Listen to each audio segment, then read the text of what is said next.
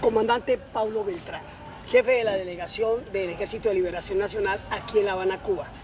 3 líneas rojas trazó el presidente de la República en su declaración para continuar con los diálogos de paz. El primero de ellos, liberar a todos los secuestrados. Pues yo pienso que con el gobierno tenemos una diferencia, que es de visión de la paz. Nosotros preferimos es hacer ofertas para que esta paz ande. Y nos parece que los consejeros del presidente hacen énfasis en hacer pliegos de exigencias. Nos parece que para que esto ande es cada parte que coloque sobre la mesa qué oferta y sobre eso trabajamos. Entonces, pues podrán hacer muchas exigencias y qué tal que yo me colocara a hacer las mismas exigencias. Esto no andaría. ¿Qué exigencias tiene el ELN para que esto continúe? No hay exigencias realmente. Nosotros lo que pedimos es ser racionales, construir sobre lo construido. Si hemos construido una serie de pasos en dirección a acordar unas transformaciones para la paz y a ponerle fin al conflicto armado, ¿para qué interrumpimos eso? Pues démosle continuidades. Que el nuevo gobierno quiere ajustes para mejorarlos.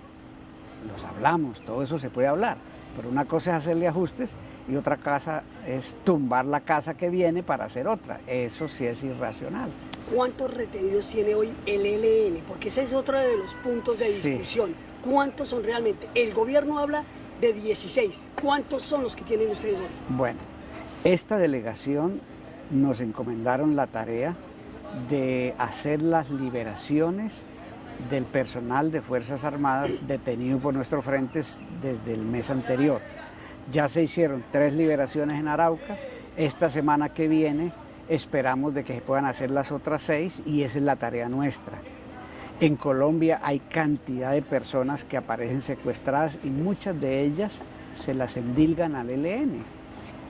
Es que en eso hay que ser muy exactos. Y esta delegación, su trabajo tiene que ver con estas liberaciones que le digo y nosotros no nos metemos con otras cosas del conflicto porque la tarea aquí es buscarle una solución política a ese conflicto. Pero Pablo, ¿tienen ustedes un censo de cuántos? Porque no. es que es el problema del gobierno, que dice sí. que tiene que responder por secuestros desde el 2002. No, pues ahí me tocaría sacarle las listas de los desaparecidos por los que tiene que responder el gobierno y el Estado desde 2002. Pues claro, todo eso hay que tratarlo. Pero qué tal que yo colocara esa lista como un sine qua non o un requisito para que el ELN se siente a la mesa. Pues así nunca va a haber mesa. Entonces, todos los problemas hay que colocarlos en la mesa. No hay ningún tema vedado, pero en la mesa. Hay un día exacto de esta semana en la que se vayan a producir las liberaciones de los 3 agentes, del soldado y los 2 civiles retenidos en el Chocó. Lo que nosotros sabemos acá es que la iglesia del Chocó, los obispos y los comités diocesanos, más el Comité Internacional de la Cruz Roja, más otras personalidades están muy activos este fin de semana trabajando porque ocurra esa liberación. Pero no se atreve a dar día exacto ni la hora. Pues por los preparativos y los esfuerzos yo pienso que eso está bastante avanzado y mi expectativa es que eso pueda ocurrir en los inicios de esta semana entrante. Ahora, Pablo, el nuevo delegado comisionado de paz ha sido muy enfático en 2 cosas. Ajá. Imposible un cese al fuego si los comandantes del ELN están en Venezuela. ¿Están o no en Venezuela? Pues yo estoy aquí.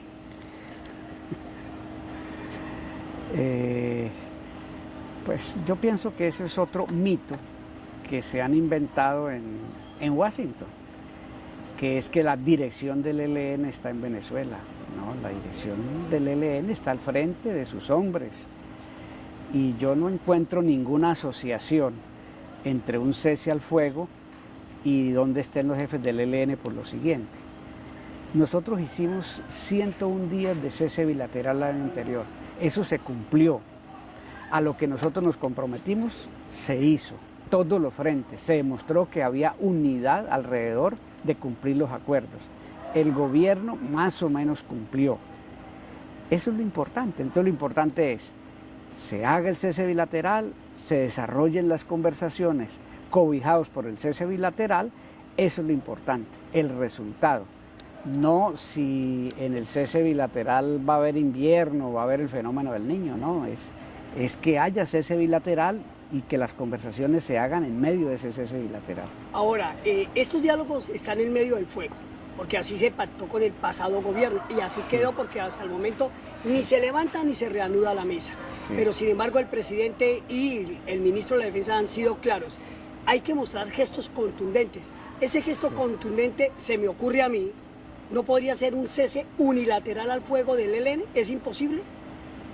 Yo le digo esto, nosotros estamos en una disposición de seguir en este camino de la solución política, de llegar a un acuerdo con Duque en el tiempo de su gobierno.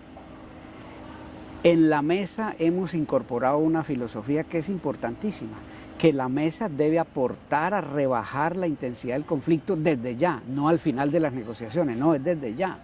Entonces invitamos al gobierno a que acojamos esa filosofía, a que pactemos un segundo cese bilateral y ese va a ser el mejor regalo que esta mesa le dé a Colombia. ¿Qué tanto está construido el cese bilateral al fuego del pasado gobierno? Se dice que quedó casi que en un 80%.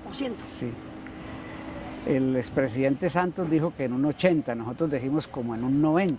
Entonces, si hay una obra ya casi por terminar, lo que se impone con este gobierno que entra, pues es retomarla, ajustar en lo que se considere, en lo que acordemos, completarla y que esta mesa se desarrolle bajo un cese al fuego bilateral. ¿Qué faltó para concretar ese cese bilateral con el expresidente Santos?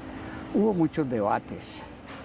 Hubo debates sobre la seguridad y defensa del ELN, hubo debates sobre la afección del Estado a la protesta social y la matanza de líderes. Mire que el presidente Duque nos endilga, nos dice que durante los 17 meses de diálogos con Santos, de fase pública, de conversaciones, el ELN o asociados al conflicto con el ELN hay 100 víctimas fatales. Yo le pregunto, Winston, en solo el primer mes del gobierno de Duque han asesinado 34 líderes sociales. O sea, quiere decir que en 3 meses, en Colombia, en los últimos 3 meses, han matado más de 100 líderes y en lo que a nosotros refiere, que el conflicto con el ELN ha producido 100 víctimas fatales en 17 meses. Entonces, ¿cuál es el conflicto más grave? Pues la matanza de líderes. ¿Qué puede aportar esta mesa a que eso se neutralice? Eso lo hemos puesto en la mesa de discusiones. Comandante Pablo, ¿no le parece una disyuntiva, una paradoja cuando se habla que distensionar la guerra, bajarle el tono a la guerra, sí, cuando el propio presidente entregó un balance de los 17 meses de diálogos con 462 actividades criminales? Estoy leyendo textual, sí, lo que él dice. 100 víctimas mortales, 148 atentados a la infraestructura petrolera, claro, y 16 secuestros. De todos esos puntos hemos hablado en la mesa y los incorporamos en una discusión y acuerdos del cese bilateral. Pero yo le digo esto, nosotros siempre hemos sostenido que la mejor manera de desarrollar las conversaciones de paz es bajo un cese al fuego bilateral.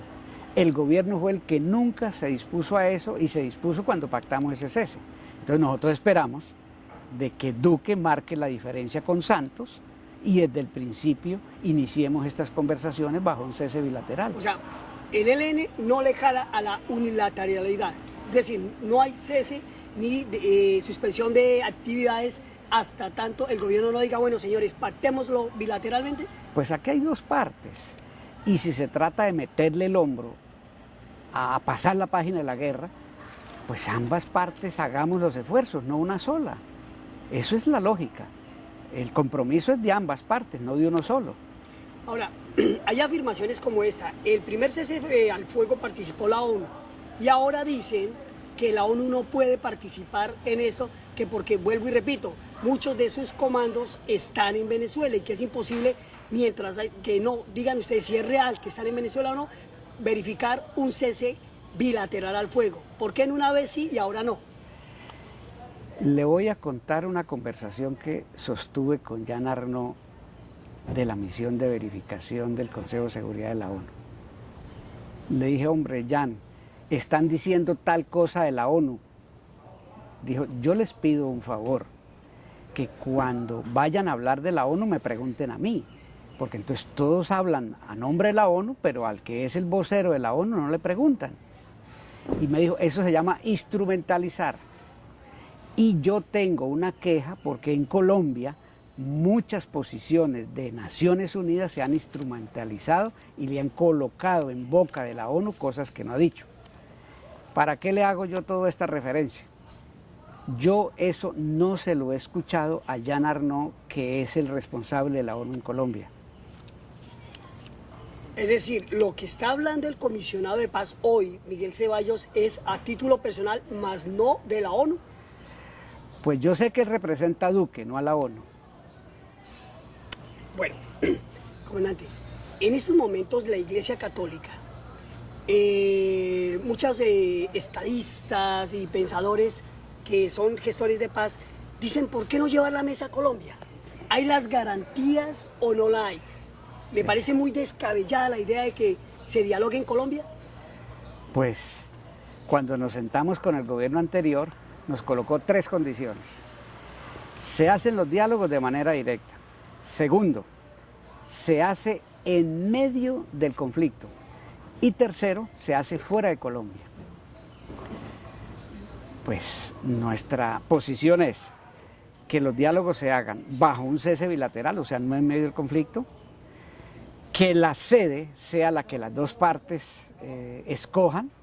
A nosotros nos han dicho comunidades indígenas de Colombia, vengan a nuestros territorios, nosotros aquí les disponemos nuestra organización comunitaria, nuestra seguridad para que hagan los diálogos acá. O sea, también tenemos varias ofertas. Yo le digo un verso que me acordé esta mañana, que retrata lo que el presidente dijo ayer en Amagá. Dice así más o menos. Esto dijo el presidente al pie de una palma de coco. Ni la cierro, ni la abro, ni la dejo allí tampoco. Ese es el resumen de lo que dijo el presidente ayer. ¿Y cómo lo toman ustedes? Ahora, descríbanme cómo toman ustedes ese, pues ni tan trabalengua ni nada, pero sí como un acertijo. ¿Cómo lo definen ustedes eso? Esa es la ni la quito, ni la es. Póngale cuidado. Esto dijo el presidente al pie de una palma de coco, refiriéndose a la mesa. Ajá. Ni la cierro, ni la abro, ni la dejo allí tampoco. ¿Pero les disgusta la idea o les gusta que la mesa se traslade a Colombia? ¿Hay las garantías para viajar a Colombia? Pues si las hubieran, muy bien. Nosotros en diciembre pasado desplazamos a Bogotá una delegación, una parte de la delegación, trabajó allá, la apoyó Naciones Unidas, la apoyó la Conferencia Episcopal y hubo condiciones de trabajo. Ahora, habrá que esperar si esa es la posición de Duque o qué opinan ellos. Pero no la descartan. No la descartamos. ¿Les gustaría Bogotá, Cartagena, para cambiar el clima? No, yo pienso que lo que hay ahí son fundamentalmente condiciones de seguridad y de trabajo. Eso es lo principal, más que de comodidad o de clima. El presidente Duque ya ha trazado sus líneas rojas, ahora se llaman líneas rojas. ¿Cuáles son las líneas rojas del ELN? Una sola. Que no se interrumpan los procesos de paz, que es el de la FARC y este. O sea, que no se echen atrás, que no se desconozcan, que no se trunquen. Y más que una línea roja, nosotros recogemos el sentir de mucha gente en Colombia que quiere que se le dé continuidad a los procesos de paz. Sí, el Centro de Pensamiento de la Universidad Nacional, el Episcopado Colombiano. Ustedes se ofrecieron recientemente a enviar unos delegados para comenzar a armar los protocolos. Sí. ¿Qué pasó? El gobierno dijo, no, gracias, mejor no vengan. Eso fue lo que dijo. ¿Le cerró la puerta en la cara? Sí, dijo, no, a Bogotá no vengan por aquí. ¿Y los países garantes también detrás de ustedes? ¿Tampoco Por van? supuesto, claro, porque a donde nosotros vamos tienen que ir los países garantes, porque los protocolos de seguridad están escritos así. ¿Por qué España no? Porque no había venido. Pero ya ofrecieron. Gracias, bienvenidos. ¿Los van a admitir en la mesa? Eso siempre es un pedido de las dos partes. ¿Ustedes lo pidieron? Nosotros hemos respondido que a la oferta del presidente de gobierno de España, Pedro Sánchez, le damos la bienvenida. Más allá, pues ahí es que acordar, porque siempre estos asuntos es a pedido de las dos partes. Bueno, a ver, comandante, centrémonos ya rápidamente porque nos acoge el tiempo. Es en el tema de las retenciones de los detenidos. ¿Qué puede pasar? ¿Hay unidad de mando? ¿Tienen ustedes todos, digamos, esa comunicación entre frentes? Porque se habla mucho del frente occidental y oriental, que son ruedas sueltas dentro del ELN y hacen lo que quieren. No, eso es falso. El día martes 4 de septiembre, la Dirección Nacional nuestra dijo, no logramos un acuerdo con Duque para unos protocolos de liberación como acuerdo conjunto, entonces procedemos a hacerlas por nuestra cuenta. Y 2 días después, el Frente Occidental dijo, vamos a actuar entonces como nos orienta nuestra Dirección Nacional, y un día después, el día 5, los compañeros nuestros en Arauca dijeron, bueno, aquí están los soldados. Entonces, nosotros tenemos que acostumbrarnos a que hablen los hechos, y los hechos demuestran que cada acuerdo que hace el ELN en la mesa lo cumplen todos los frentes en Colombia. Esos son los hechos.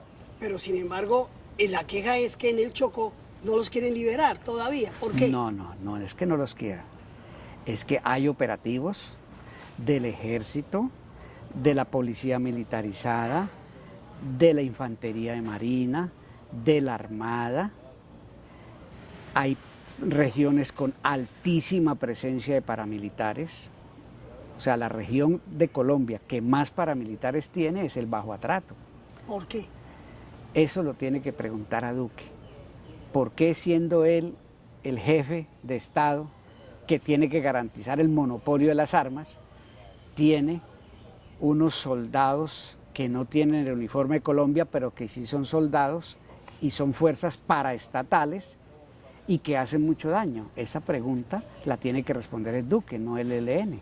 Ahora, tiempos definidos, que es otra de las líneas rojas que trazó el presidente para este diálogo con la guerrilla del ELN. ¿Qué llaman ustedes tiempos definidos y cuánto cree usted que puede demorar esta negociación? Yo le digo 2 cosas. Esto es una guerra que lleva 70 años.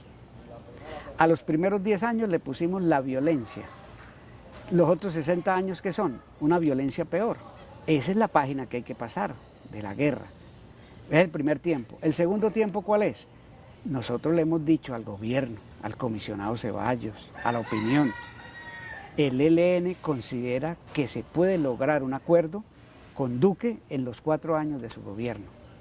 Ahí están los tiempos. ¿Tiempo definido de ustedes en los 4 años del periodo del presidente? Pues... ¿menos o más? Eso depende de la voluntad política.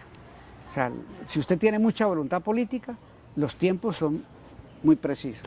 Pero si usted no tiene voluntad política, pues usted puede dilatar los tiempos como quiera.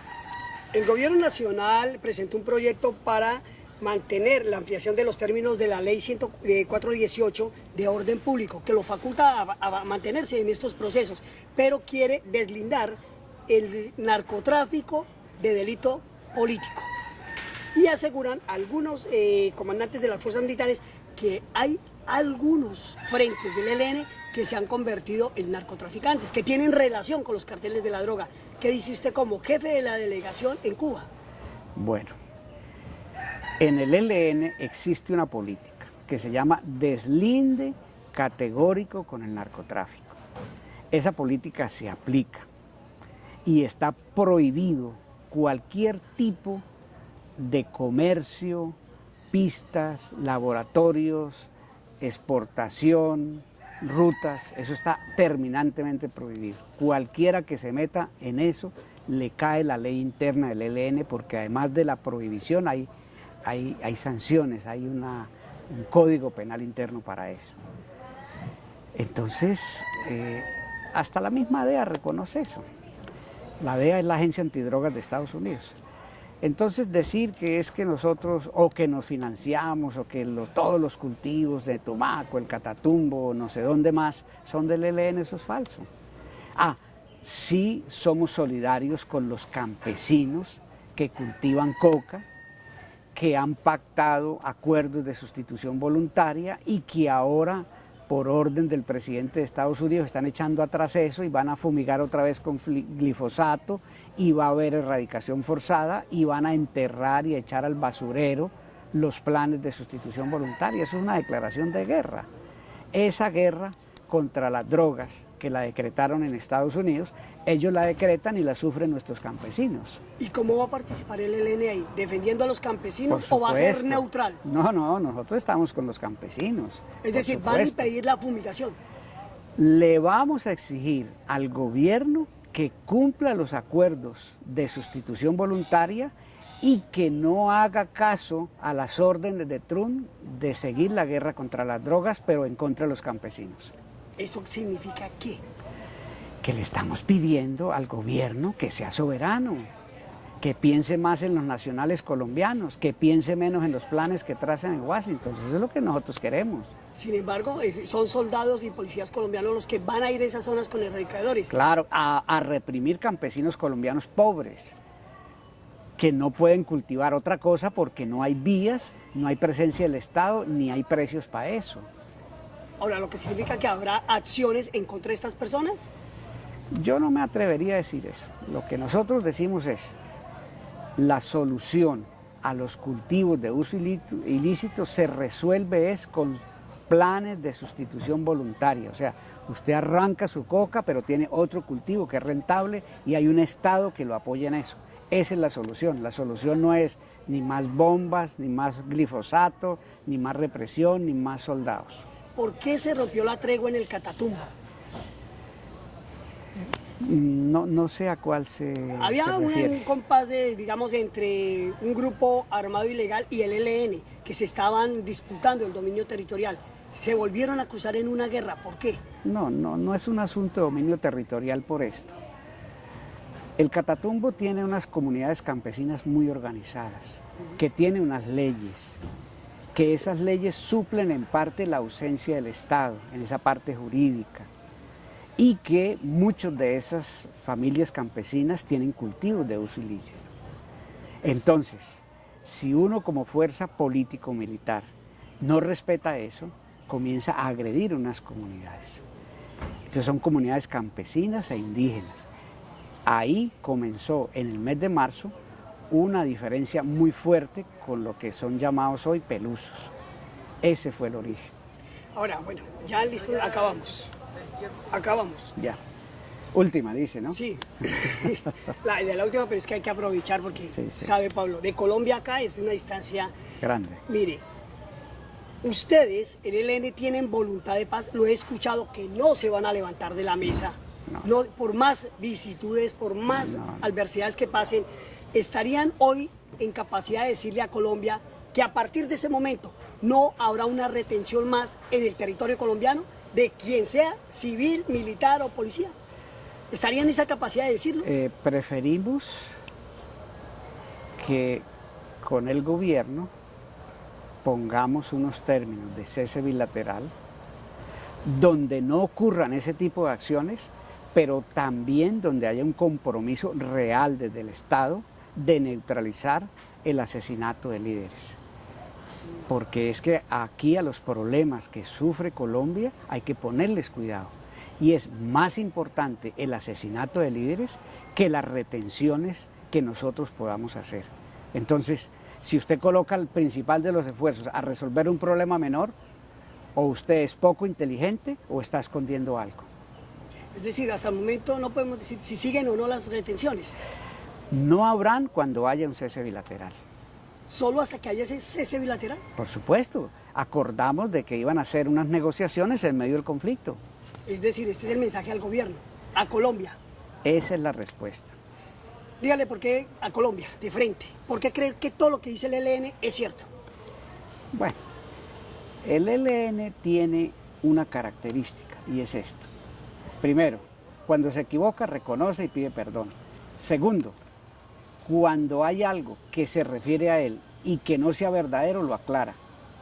Entonces nosotros nos caracterizamos por darle valor a la palabra. Y eso, más que un discurso mío, es los hechos los que demuestran que ese es el ELN en Colombia. Comandante Pablo Beltrán, muchas gracias, muy amable.